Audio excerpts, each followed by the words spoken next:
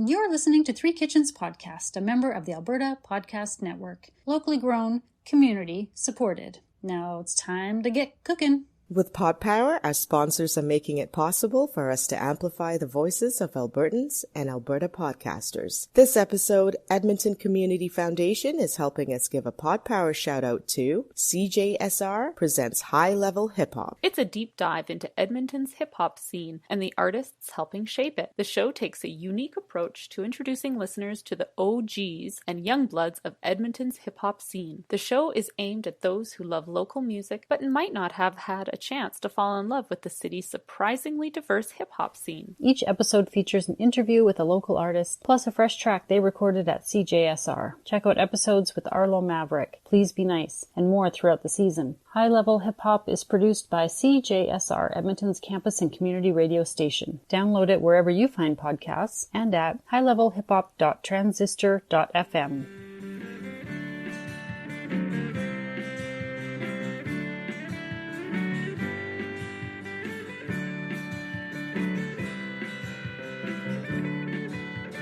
Welcome to Three Kitchens.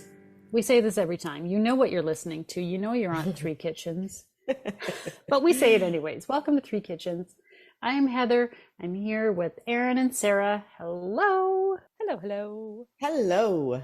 And we're going to do another recipe. We are back at it and we're having, all the food because we've missed this. Hey, Heather, I noticed on your social media that you went to YYC Milk recently again. I did. The ice cream store. Well, it's just down the street from me and I can't really, and my kids love it so much. Yeah. And they're always like, can we go to Milk? Can we go to Milk? And I'm like, well, why would I say no? Right. We've talked about this place before, but they've got like such interesting flavors. So which one did you get this time? I had a sorbet that was called chamango. And I wish I had a better description. Maybe it's on their website.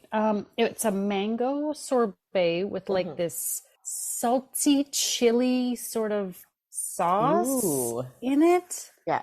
So interesting. Was it drizzled on or was it actually integrated into the ice cream? Like in swirled. It, but almost like a swirl? Like a thread that ran. I don't even know how they make this stuff. Did you have some too, Erin?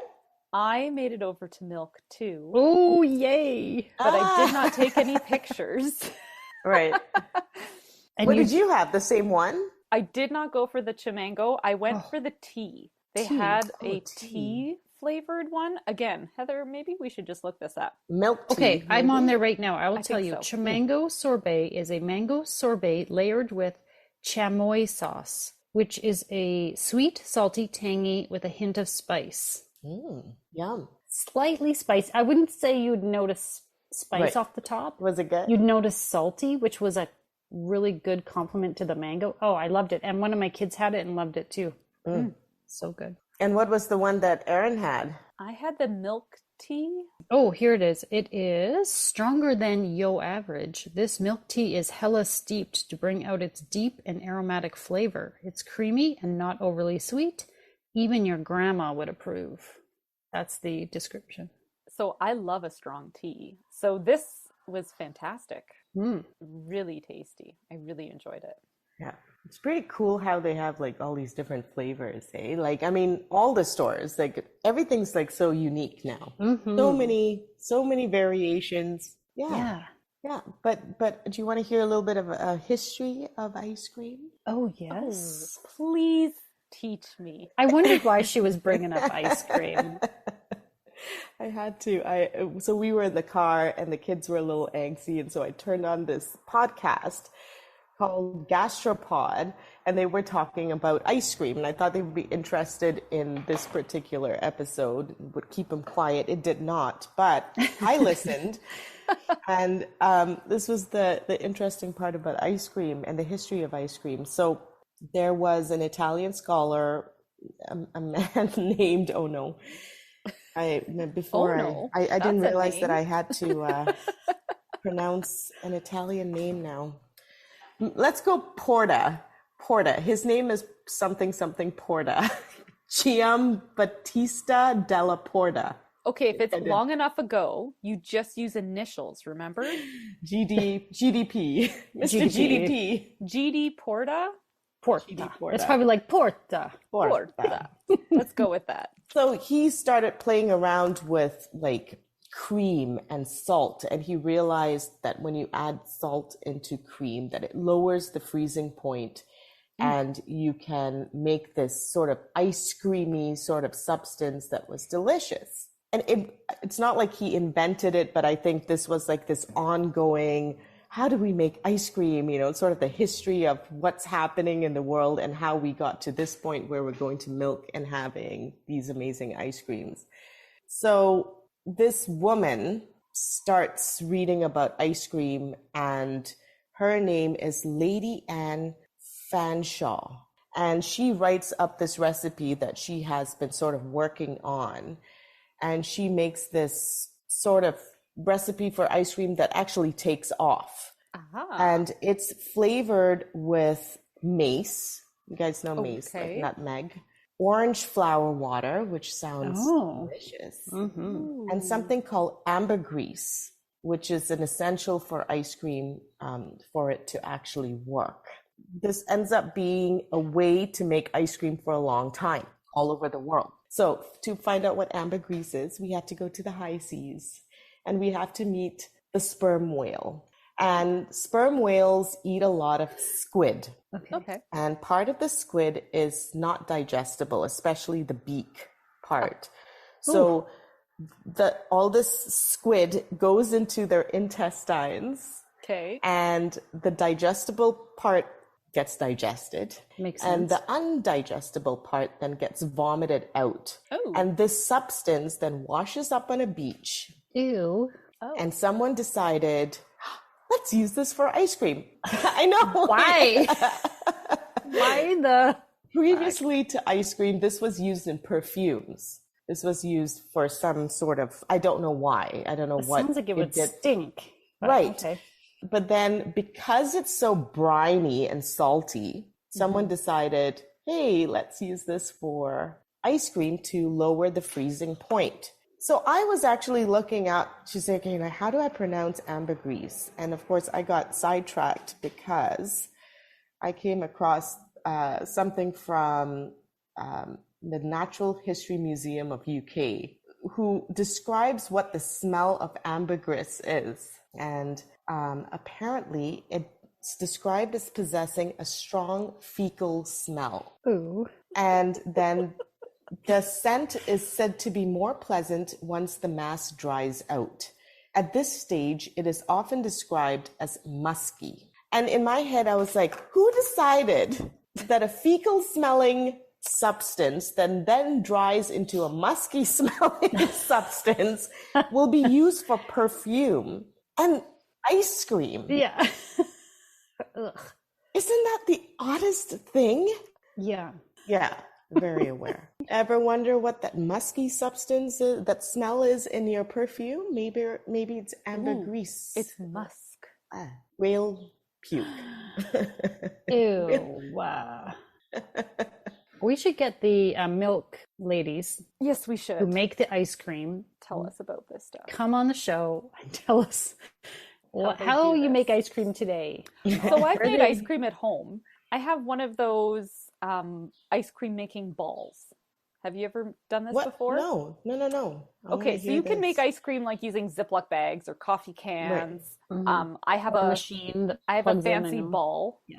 that you do it with, but what you do is in an interior compartment, you put your cream, your sugar, your flavor, and then you seal it up. And then Okay. on the other side of the ball, there's a compartment that you put in ice and salt.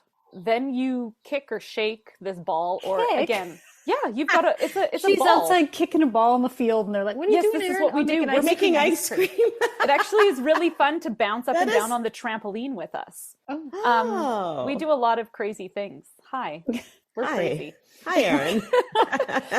And so you can do this with like 2 Ziploc bags. The interior Ziploc bag has your ingredients. The outside has your salt and ice. You have to keep the cream constantly moving. Oh, okay. The ball kind of this happens. And so what I do is after we make the ice cream, like it is super cold. It's amazing. And so once I scrape everything out, because it's never super evenly mixed, because kicking this hard ball around full of Yeah. ice cream and ice is really uncomfortable. You can't really kick it that hard. It's more like moving it around with your foot. Right.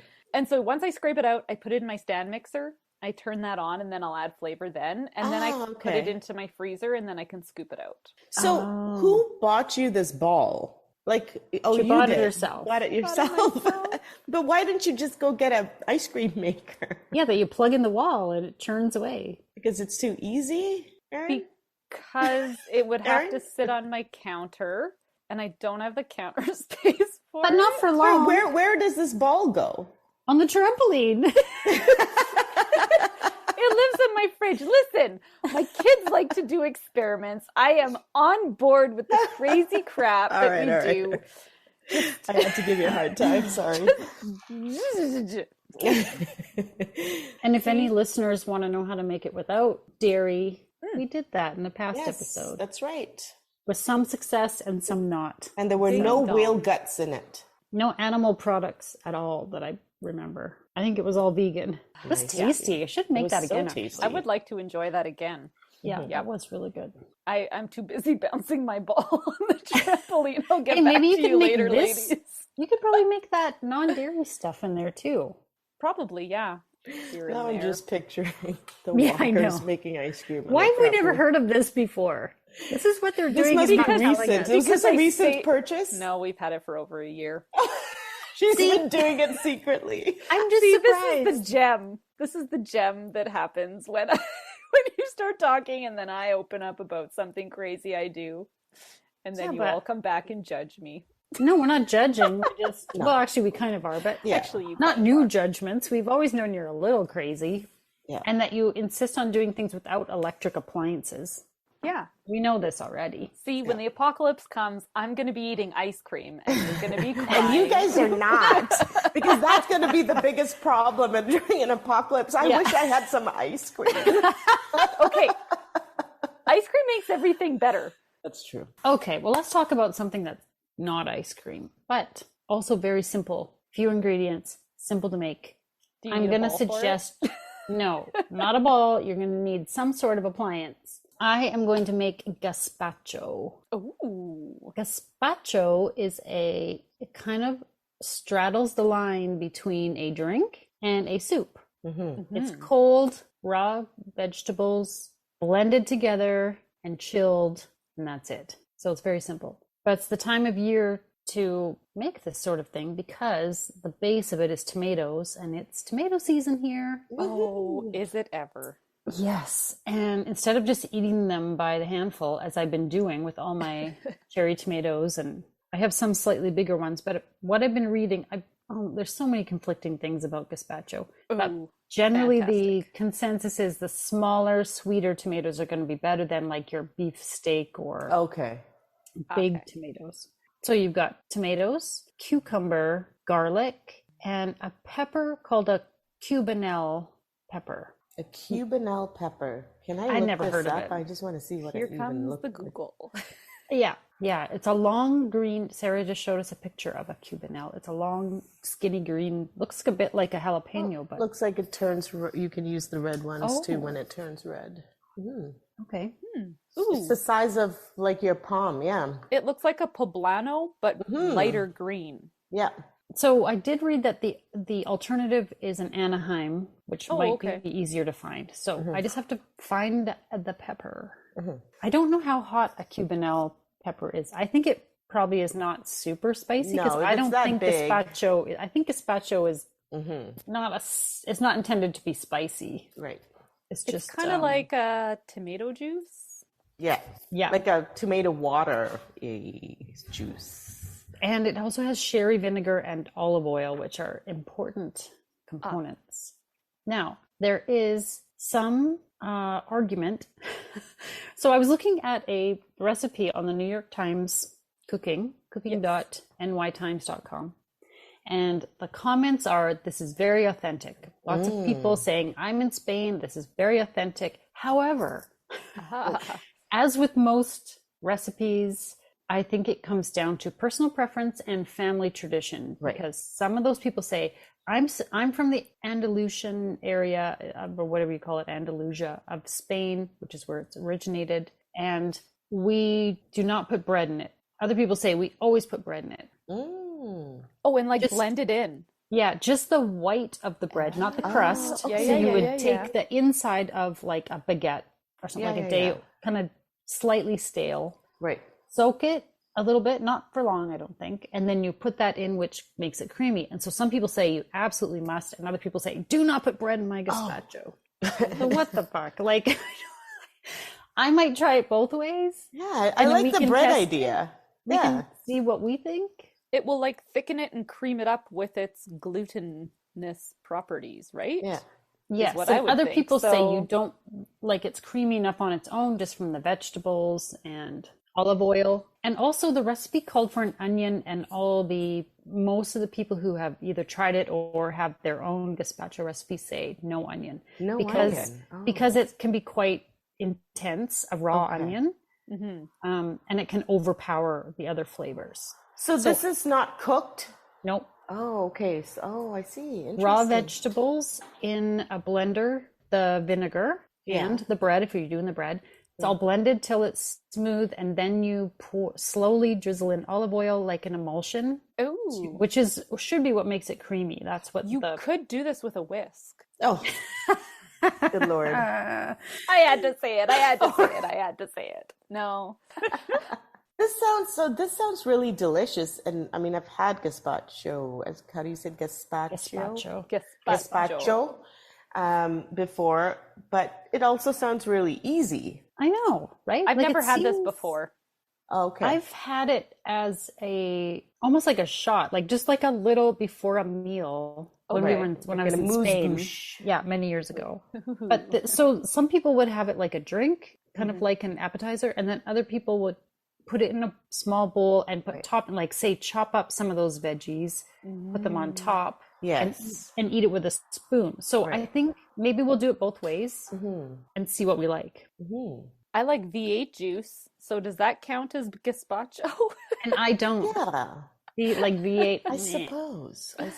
But I mean, V8 juice has a lot of other different kinds of vegetables, It's got, like, celery celery and, in it. and all that stuff, right? There's a gazillion different recipes. And some people do like it chunky, like don't blend it quite as much, or add some chopped veggies at the end to kind of give it texture. You also see it made with without tomatoes, with cucumbers and basil or something like that. And I've seen watermelon gazpacho. Oh, yes. All that kinds makes sense. all kinds of, it's basically just raw vegetables, but blended and chilled. It has to be cold when you drink or eat it. Very nice. So it seems like it'll be very simple, a good way to use some of those fresh garden veggies. We'll give it a try, and we will decide if it needs bread or not.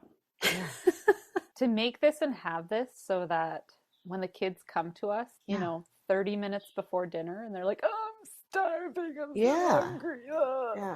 Like, here, have this as a little appetizer. Put it out on the table. When the kids come and complain, num, A glass of vegetables.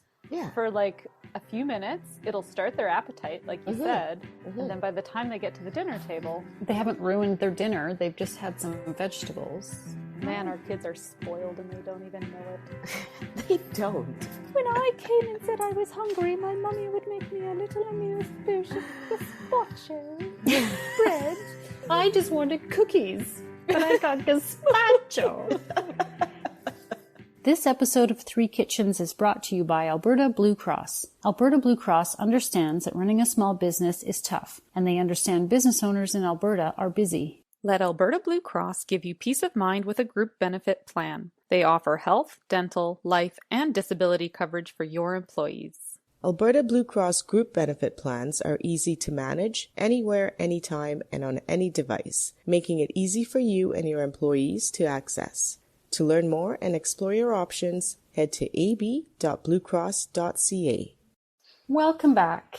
Here we are. We have eaten gazpacho. Yes. Delicious gazpacho. Eaten, drank. I'm not exactly sure how you want to describe it. Yeah, we slurped. Definitely slurped it. Our gazpacho, and I made it two ways for you. Yes. I gave you two. I had to label it though because it was really hard to tell the difference once it was. Yeah. Okay, so My inspiration is from a recipe called Best Gazpacho from the New York Times Cooking, New York Times, nyt.com/cooking. I don't know what it is. Don't worry about it because I changed it as I made it. So you don't need to reference that unless you really love New York Times and you want to go look. So 2 pounds of tomatoes. I had a combination of cherry tomatoes and ones that I can't remember the name of that are like a medium size, kind of small-ish, but like a slicing tomato. These are things I'm growing in my garden, so that's what I collected. Mm-hmm. 1 large cucumber that I got at the farmer's market. It's the kind you got to peel, not like an English cucumber, but one of those bigger, fatter cucumbers. I don't know if it has a name. A bigger, fatter cucumber. Yeah. That's what it's a bigger, fatter kind. That's all it is. There you go. The recipe calls for a Cubanelle pepper, but I could not find that. And the option, something very similar, is an Anaheim, and that's what I bought, which is pretty big. It's like bigger than the length of my hand. Mm-hmm. It's quite a large green pepper, but it's mild. So I would think any mild pepper would be fine in this. I used one of those, about 4 cloves of garlic. I used the whole bulb I pulled it out of my garden and used it fresh, but mine grow pretty small. So I would say that's kind of to taste. If you like garlicky, which we do, use a little more. If you're not so big a fan of garlic, maybe use a little less. Right. Then the recipe called for 2 teaspoons of sherry vinegar. I couldn't find sherry vinegar. I don't know why. That was not in the grocery store. So I used apple cider vinegar. I think use whatever vinegar you like. Listen, this is the MacGyver talking. And about half a cup of olive oil, I believe. Did you put the skins in of the tomatoes, or were they? I did core and take out the majority of the seeds from the larger tomato that I had, and the cherry tomatoes just went in as they were. Cool. Okay. Thank you. And the pepper as well. Chop the stem bit, take out the seeds in the membrane, rough chop it. So I put all of that, the whole recipe, in my blender. I think I had to do it in like 2 batches because my blender was like, this is like hard to do. But once it got going, it blended fairly smooth. Okay. Then, as I said in the first half, some people in the comment, I really looked at the comments because people, I love when they'll say, oh, this is totally authentic to I grew up in that area and it's really authentic. And then the next person says, I grew up in that area and we change it this way. And I'm like, I don't know what's exactly authentic. I think it depends what you like. Right. Some people said they include bread. Yes. Not the crust, but the white part inside the bread. So I had a loaf of French bread and I took a couple of slices, pulled out just the bread from the inside, and I sprinkled the vinegar instead of adding, because I like a little extra vinegar anyways, the vinegar on the bread. So the half of it, when I split it in half, then I kept half of it in the blender. I threw the bread in. Yeah. That had been soaked in a little bit of vinegar. It's not totally soaked because it's only a little bit of vinegar, like a teaspoon or whatever. And I blended that one again with the bread. I hope this is making sense. I feel like I'm all over the place. No, that makes sense. I'm following you. Okay. So then that was it. That's all you do with it. You just, and then you chill it. You want it to be cold when you serve it. Okay. And you can put toppings on, like chop up a few more of your tomatoes and cucumbers, drizzle some olive oil on top, sprinkle with salt or pepper if you like. I even sprinkled a little bit of the juice from my salted lemon jar on top. Zhuzh it up. Zhuzh it up. And that was really tasty. I have to say, I should have just right from the start, but I'd already delivered to you and everything. And it was like later and I thought, whatever, you guys can, I'm sure you'll figure that out. I think we'll be making it again. So it's, good to know. I'd love to hear what you thought. And if you had a preference between bread or no bread. Yeah. She did. I did. Go for it. Okay. I definitely, there was one that I liked way better than the other, which I found it interesting that the only difference was the bread. I wasn't a fan of the one with the bread. I liked just the vegetables. I don't know, it was cleaner tasting or something. Like it was fresher. It just felt, I don't know, it was the much better one. Although I did like taking, because you packed a piece of bread. I tore that bread up and I dipped it into the gazpacho. Mm-hmm. Sarah, how about you? Same, same. I wouldn't say it wasn't my favorite. Like they both tasted great. I preferred the cleaner, just the vegetables in there. And same, it was nice to sort of dip your bread in. I felt like the one with the bread had an aftertaste that I was like, Aftertaste. Oh, I interesting. really noticed a difference, because they looked almost the same. And I was like, oh, this is fun. But here was the exciting thing is I gave some to my kids and they loved it. And I'm like, yes, this is like vitamin C in a little cup. Like It's like a salad in a cup. Yeah. Oh, it was so yummy. Such a great summer, warm weather appetizer or Yeah. I don't think you'd snack. want a huge bowl of it. No. I think that acidity in the tomato would be too much if you Yes. had a big bowl. But for a little cup and like really cold, I thought Yeah. like it hit the spot. Yeah. So good. I actually preferred the one with bread. You did? Okay. I'm the weird one. Oh, wow. I love this. I This is my didn't think there favorite was a part. huge difference. Like to hear Erin say she thought they were vastly different. I'm like, I really? really did. I I thought they did- were very different. I didn't think they were crazy different. You could tell the difference for sure. I liked that little bit thicker, creamier Right. aspect to the one with the bread, which is the point. That's what people said is if you wanted a bit sort of creamy and thicker, more substantial, add the bread. Yeah. And I guess I liked it that way. Yeah. No, they were both good. I don't think I would have passed on either of them, but I think I was expecting that very clean, light flavor. So that was my preference without the bread. Yeah, my kids tried it too. So it was a win all around. Yeah. Yeah, my kids liked it too. Yeah. It's super easy. And especially if you've got some veggies that you need to use up, like sometimes the tomatoes, like it's okay if the tomatoes are starting to look a little wrinkly, you know, on the outside, just it's going to be all blended up anyways, right? Not that you want mushy tomatoes or anything, but No, but you need to use them up. hit them at their optimal ripeness. Right. How long does this last in the fridge? Did they say? I mean, ours was done really quickly, but I know it was eaten up real quick. I think about a week, maybe 4 or 5 days, like, right.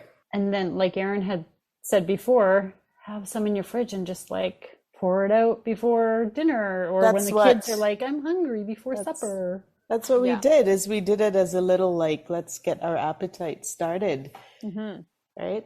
Yeah, I can see why it's like a sort of a traditional appetizer type of thing. The olive oil is really important. A few of the comments said that you need to be able to taste it. It needs to be like quality. You should actually taste olive. I don't know that I can't even remember what brand I've got at the moment. I don't know that mine was like that. I think you could probably have a better quality olive oil and you'd maybe taste the difference. Or maybe even one of those like flavored olive oils might be yummy in there too, to kind of like, And drizzle it on top at the end. yeah. I did like the salted lemon on there. It was really gave it a little kick. Well, it just makes everything better. So It does. It just does. let's be honest. And the pepper is so mild. I wanted a little, I would have liked a little heat maybe. But it sounds like little you bit. can basically put anything in here and make it to your liking, right? It's obviously... Yeah, I think you could. And there's tons of different recipes with different variations on veggies or fruit or whatever you like. Oh, with fruit too. Like a watermelon, strawberry, gazpacho, cucumber, basil. I have watermelon and strawberries in my house right now. I think the kids would love that. It's a bit more like a smoothie, maybe less like a gazpacho, but That just sounds like, a delicious So, but is the smoothie. watermelon strawberry, is that traditional or is that just like a take on like a one? I think it's probably a take on it, but I'm not sure. That's cool. I think traditional is it's a tomato base. There you go. Easy. Not Sarah simple, Heather simple, which means it is actually really, really simple. I just said Anything I liked goes. your food. Why do you have to like throw me? I'm just teasing. Why'd you have to play me like that? Anyway, that was quick. That was a quick one. So everybody go make some gazpacho, blend it up. You could probably do it in smaller. If you don't have 2 pounds of tomatoes, just use what you got. Doesn't matter the ratio. Thanks for our vitamin C shot. Yeah, you're welcome. And now for the fine print. Join us over on the socials, Facebook, Instagram, YouTube, and Pinterest, and on our website at threekitchenspodcast.com. And remember, when you like, follow, subscribe, and review, it helps more people find us. Thank you so much for listening. It's like a salad smoothie.